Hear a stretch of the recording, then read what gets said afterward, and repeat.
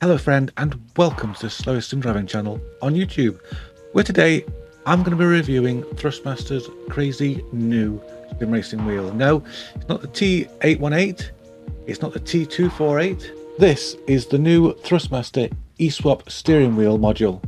As you can see, this is part of the ESWAP ecosystem.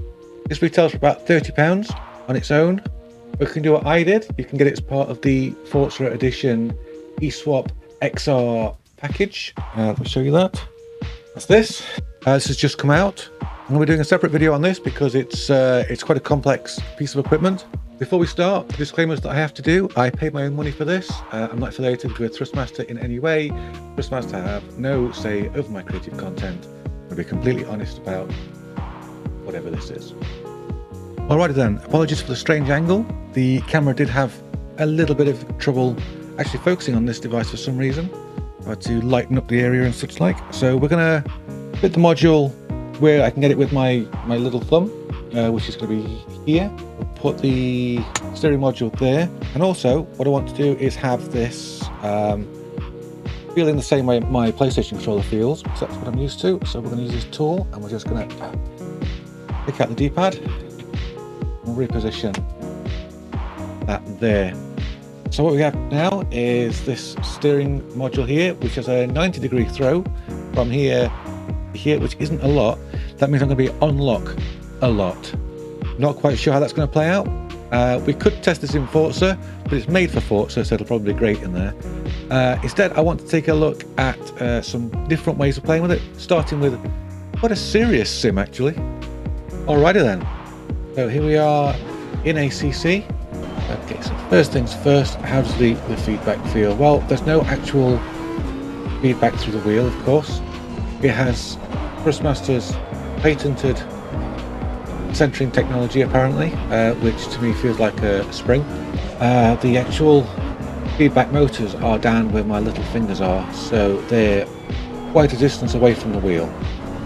Now, even if I put it here, where where I've currently got the sticks, it's not going to make any difference.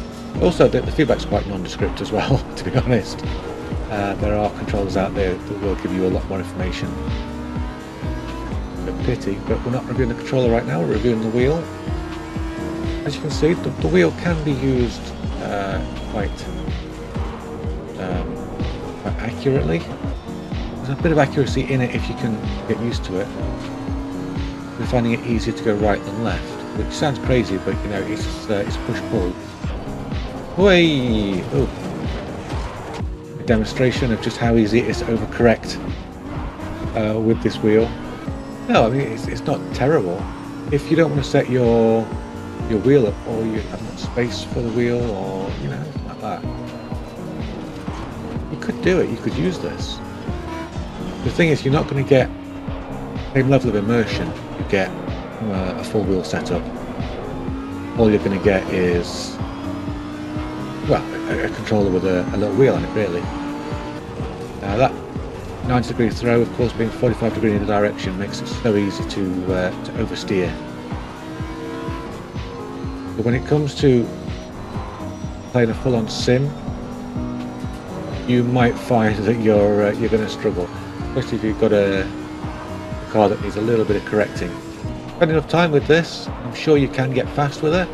You know, as with anything, as with any controller or control scheme, any time spent with it is time that you can practice and iron out the little quirks. Basically, because when you first get your hands on something like this, you don't have the muscle memory. You know, when has my thumb ever had to do this? As you can see, it's not going too well in ACC. Let's try something a bit more arcadey.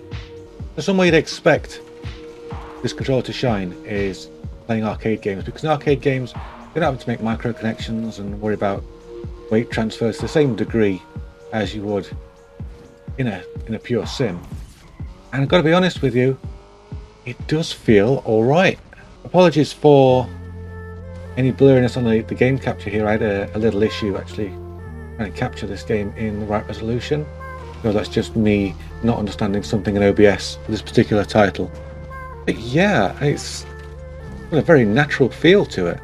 The vibration also feels like it's transmitted differently. I'm getting the feel of the feedback differently. That's not bad. That feels pretty good, actually.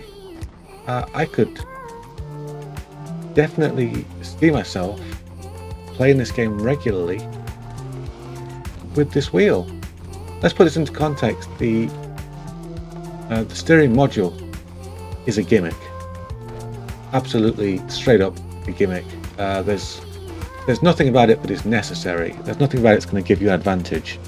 What it does is, I don't know, it just changes the feel of the game. It does actually give you a bit of accuracy. Look at this. Look how I'm just following that lane and not getting killed by traffic. That's a level of accuracy I can't do on this game with the stick. I don't know. I'm suddenly at a loss. I'm finding this very good. I hadn't expected this. Okay, this is a surprise to me. So it's not great in Sims. It's all right. It is quite good in arcade games. I like it. But the first time I saw this, I had something else in mind. I need to look at that too. Race came out in 1977, and it's one of the first racing games I ever played. And like a lot of games back then, people were still, experimenting with what control systems could be used. I suck at this, by the way. What control systems could be used? Games like this. There are a lot of different ideas floating around. The Atari 2600 went with joysticks initially and paddles. There were other control systems. Well, they tried, such as the touch controller. Paddle system was very well supported. There were lots of paddle games, not just racing games. Games such as the Pong game, and there's a football game that used it. There was Breakout and Super Breakout. So yeah, if you're into your emulators, then you've got a good paddle system here. As with ACC, it's been one of those things that just takes some practice. Hold it like this instead. Very similar to the way we used to hold the old paddles on the Magnavox Odyssey. Do you need this? Does anybody need this?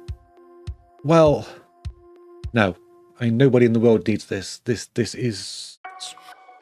It's not pointless, but it's not necessary. Does it have its place? Does it have its uses? Oh yes, it does. Serious Sims, you can use it, but it's going to be a struggle. As an alternative to a wheel, I would say if you already have an ESWAP, £30 isn't much. Rather than spend the money on an ESWAP that you're going to use for racing with this module, I would say save your money and buy a wheel, a proper wheel, not this. If you're just playing arcade games, then I would say if you've already got an ESWAP, then buy it. If you're a little bit, curious, if you just want to play around with it, why not get one? Because for arcade games, this is really good. Arcade racers are going to really benefit from this. Not benefit from it, just going to enjoy it. It's just a bit different. It's a bit of fun. If you're running emulators, if you're using services like AntStream, or if you're using MAME, this is actually quite a tool.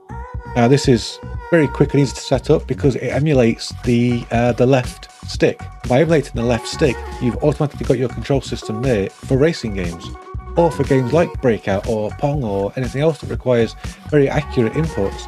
Back at a time when the only analog devices we had, even though this is digital, and when the only analog devices we had were paddles. In conclusion, should you buy this? I don't know, up to you. You've seen what it does. You make your own decision. Yeah, it's your money, it's not mine. Am I going to use it? Probably. Not for serious gaming, but I'll probably use it for fun because it is fun. The chances are it's going to stay in or near my ESWAP, which I will be doing a separate video on. So look out for that. And also, the setup is so easy. Just these are held in by magnets. That is it. That is how you set it up. That's all configured and ready to go. What more can I say? There it is. 45 degrees of rotation in either direction for a total of 90 degrees. A bit of fun. Make you remind about it. I'll be doing a full review on this device because this is quite a beast, to be honest with you. And also, I'll probably try to, me, I'm trying to get it to run in things it shouldn't run in, like Gran Turismo 7. Thanks for watching this video. It's been a little bit different. Hopefully we're doing some more product reviews now. Thanks a lot to my channel sponsors, Button Bashers, for PCs, games, consoles and accessories. Thanks of course to Patreon for making videos like this possible. And of course to Discord for always keep me motivated. You can get involved in all those things in the link in the description down below. Until next time, be good to yourselves, be good to those around you. Bye-bye for now.